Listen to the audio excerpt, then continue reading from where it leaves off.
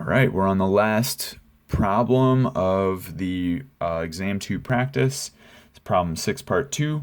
Again, we want to solve an initial value problem. We'll do the same thing, get the general solution and then also the specific solution to the initial value problem. And we're looking at the differential equation y prime minus e to the x times y minus y equals 0. For the initial value part, we know that y at 0 is equal to e. So of course here we want to determine, is this a separable equation, and then proceed from there. And it turns out that it is, and so I will just rewrite y prime as dy over dx, because I'll need to do that ultimately, and then just add all the other stuff to the right side. Notice that I have a common factor of y, so I can ultimately separate this out as e to the x plus 1, that's my function of x. Y, that's my function of y, is a product, so this is definitely separable. Okay, perfect. So we have it's separable, so we're going to go ahead and do what we typically do with separable equations, and that's take our function of y, divide on both sides, multiply by dx, and then integrate. So we'll ultimately end up integrating something like dy over y, and something like e to the x plus 1 with respect to x. Okay, so the left side gives me natural log of absolute value of y. The right side is going to give me e to the x plus a constant. So I have a constant from the left and the right, and I'll just compile them both here as c.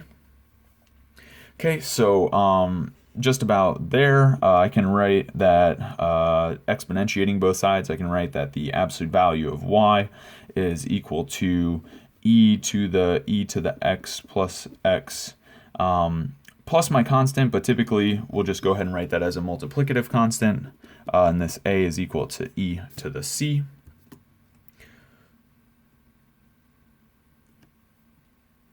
Okay, so that's where we are right now, and this is the general solution to our equation. So here is our general solution, and it is in fact implicit general solution. This is implicit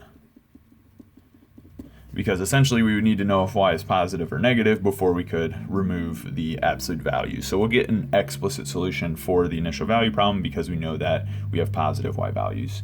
Okay, so either way, for our initial value problem, we just need to plug those respective values of x and y in and see what we get. So for y, we know that this is equal to e. Absolute value of e is e. Fine. So then we have, we're just going to solve for this constant a. So we have a times e to the e times to the power 0 plus 0. Right, so this whole quantity here, e to the 0 is just 1, plus 0 is still 1, so e to the 1 is just e. So this is a times e, and of course this tells us that a is actually equal to 1 in this case, and we know that our y values are positive, so we don't need to keep the absolute values here. So it turns out we have an explicit solution, and it's equal to e to the x plus x. Okay, so this is our explicit solution to our initial value problem.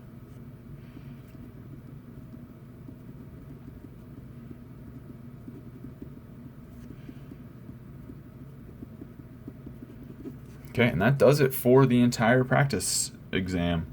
All right, I hope you enjoyed. I hope it helped.